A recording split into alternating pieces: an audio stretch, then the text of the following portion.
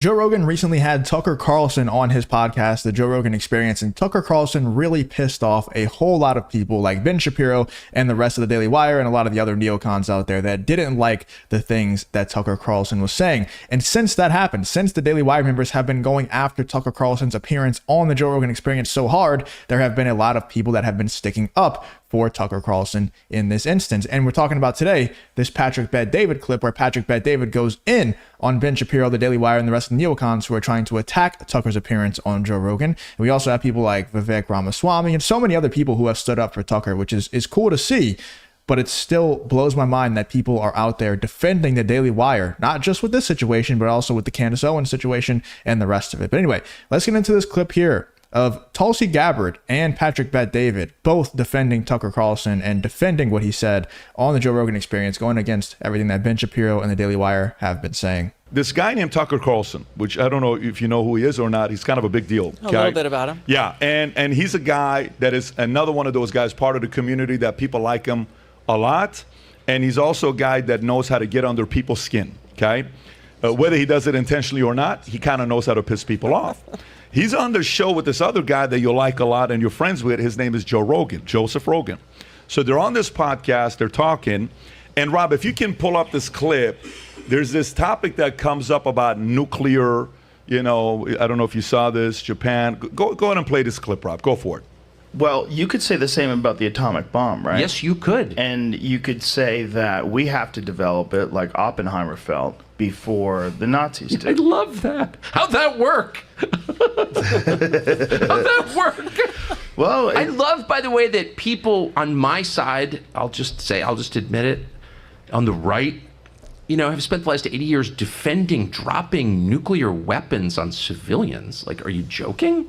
Right. That's just like prima facie evil. Yeah. If you can't, if we hadn't done that, then this, that, the other thing, that was actually a great savings. Like, no, it's wrong to drop nuclear weapons on people. And if you find yourself arguing that it's a good thing to drop nuclear weapons on people, then you are If you enjoy content like this, then make sure you leave a like and subscribe. It really does help me out a ton. Let's get back to the video. evil. Like it's not a tough one, right? It's not a hard call for you. It's not a hard call for me. So with that in mind, like, why would you want nuclear weapons? It's like just a mindless, childish sort of intellectual exercise to justify, like, oh no, it's really good because someone else will get it. How about no? How about like spending all of your effort to prevent this from happening? Would you kill baby Hitler, famously? Right. So I don't know why we're sitting back and allowing this to happen if we really believe it will extinguish the human race or enslave the human race. Like, how can that be good?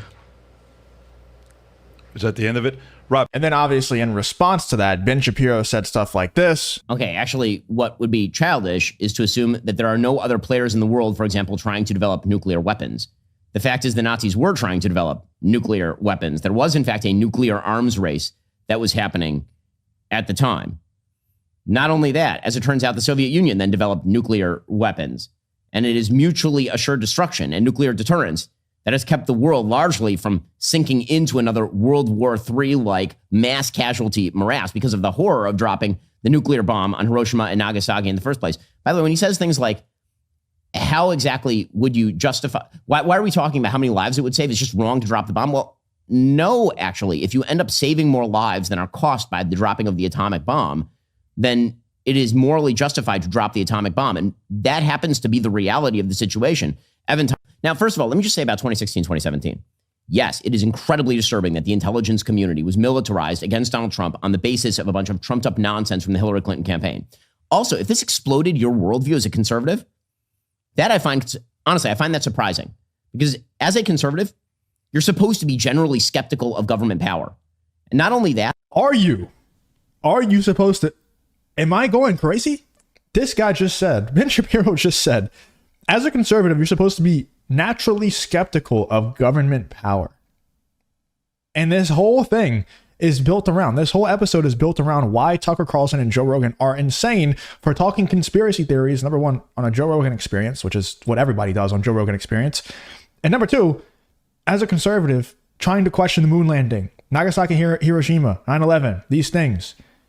Ben Shapiro is trying to make them out to seem like lunatics. And Ben Shapiro literally just said himself, as a conservative, you're supposed to be naturally skeptical about government power. Am I going crazy? And now we're in a situation of Vivek Ramaswamy and Patrick Bet-David, like we're going to see right here in 1 second, having to come to Tucker Carlson's defense because people like the Daily Wire are trying to call him out. And I think, I actually know for a fact, because we've seen it in the public eye, that Ben Shapiro and the Daily Wire have stuff against Tucker Carlson. That's no secret. They've been beefing back and forth for quite a while. So I think that also plays into this. But what people don't understand, what Ben Shapiro, I think he does understand, but what he's trying to make other people feel like they don't understand, to go against Tucker Carlson on his Joe Rogan Experience podcast, I think that he's trying to make this into a thing of, well, obviously it was the right choice for America, but what Tucker is saying, like, defending dropping nuclear weapons on innocents is not a good thing.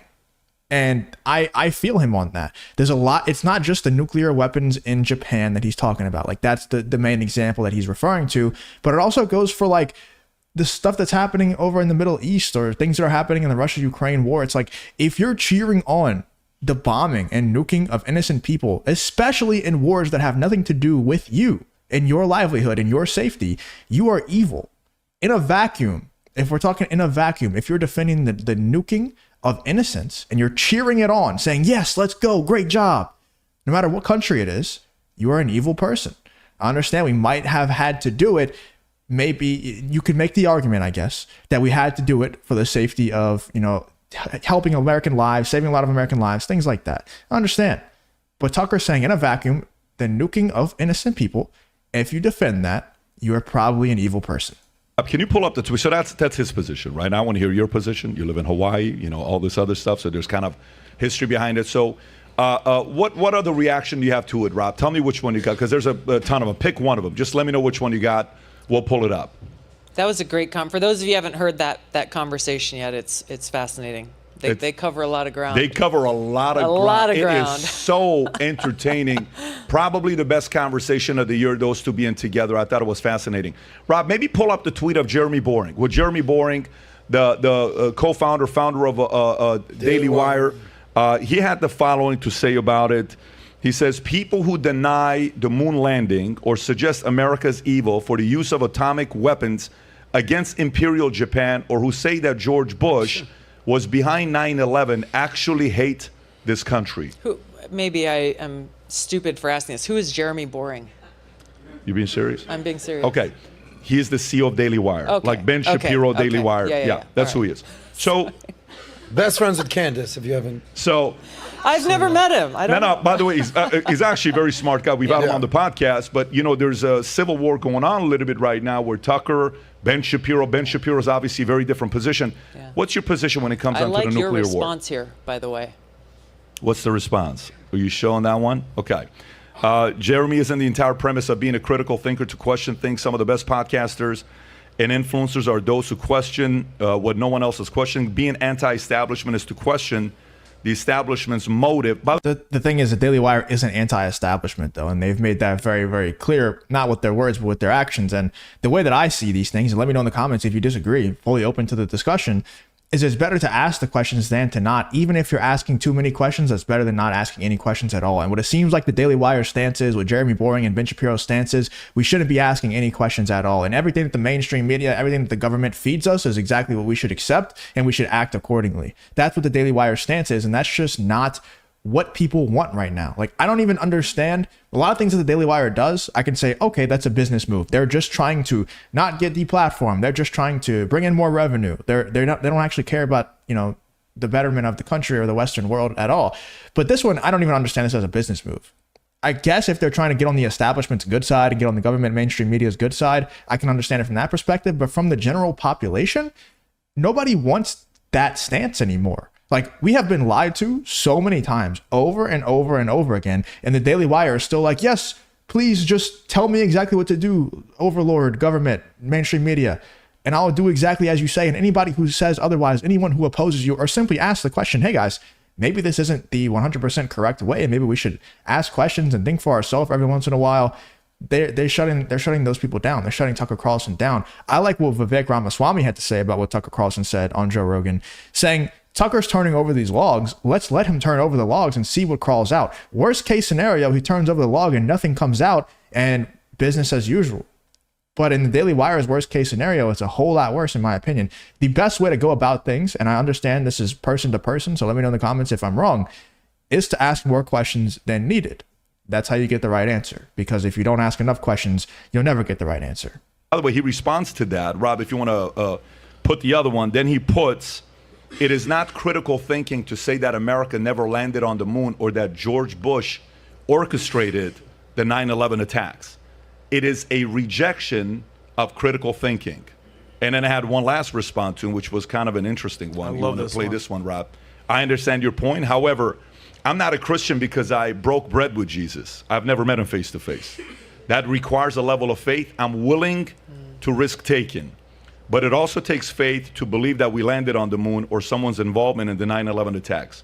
Having that level of unwavering faith in the U.S. government is what I'm not willing to risk. History does not favor blind faith in any government. Yeah. That was my position. Beautiful. Great response. Beautiful. Where do you stand with this?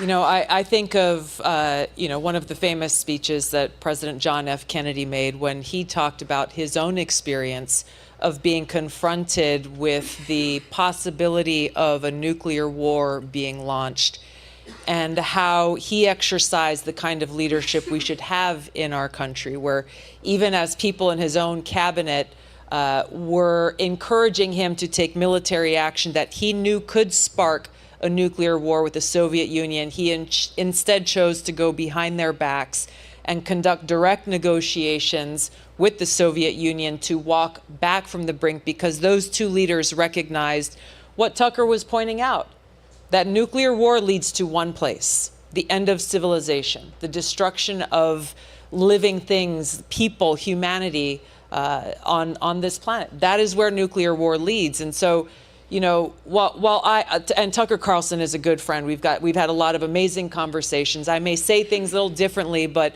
what he's talking about here really is how too many people celebrate the use of nuclear weapons, and so carelessly, both pundits on TV and people in Washington and those who make a lot of money from making these nuclear weapons very carelessly talk about a nuclear war being waged as though it can be won. And that's 100% facts. And another thing that I wanted to mention real quick is the fact that Tucker, like Jeremy Boring and Ben Shapiro, going after Tucker for saying things, questioning things. And a couple examples that Jeremy Boring gave that Tucker Carlson brought up to Joe Rogan was the moon landing and 9/11 or JFK, one of the two. I think it was 9/11. Tucker Carlson never, ever said that concrete, we never landed on the moon, concrete, George Bush did 9/11. He never said any of those things. All he said was using them as examples for fishy, kind of shady things that we should possibly look into and question as critical thinkers. That's it. And so Jeremy Boring comes back and uses it as though Tucker Carlson said, 100% fact, George Bush did 9/11. 100% fact, we never landed on the moon. Tucker Carlson never said any of those things. He never did. He just said that those are things that we should be questioning. And I think that any true critical thinker out there would 100% agree. That is the real issue. And Ronald Reagan famously said that a nuclear war cannot be won and should never be waged. I'm paraphrasing it slightly, but that was his message. And so you've got a Democrat president and a Republican president, both who understood during that Cold War the very, very catastrophic consequences of a nuclear war being waged. So we look at where we are today. You've got the big strategic nuclear weapons that can take out entire cities or countries. You've got the tactical nuclear weapons that they say, well, they're smaller, they can be mobilized, they can be moved, and they can be used in a very targeted way, as though it's just another kind of mortar or bomb or missile that can be launched. I mean, it's true. And let me know in the comments if you agree or disagree. I mean, I think it's pretty obvious that a nuclear war really can't be won. Like, there's going to be no winner on the other side of a nuclear war unless somehow, some way, every country agrees to just nuke one country after they threaten nuclear war on another country, and then we just wipe them out before it, which is horrible. It's horrible to even think about, because think about all the innocents that would die in that case. It's just not a good thing to picture, not a good thing to celebrate, in my opinion. I think Tucker is 100% right, and the fact that Ben Shapiro and Jeremy Boring and the Daily Wire got so offended about it, it says a lot about them. That doesn't need to be said for me, but hopefully it's waking some other people up out there. Let me know in the comments what you thought of Patrick Bet-David's response to the Tucker Carlson appearance over on Joe Rogan and the meltdown that ensued from the Daily Wire. what you think about this whole video? Let me know in the comments. If you did enjoy the video, please leave a like, subscribe, all that good stuff, and hope to see you guys on the next one.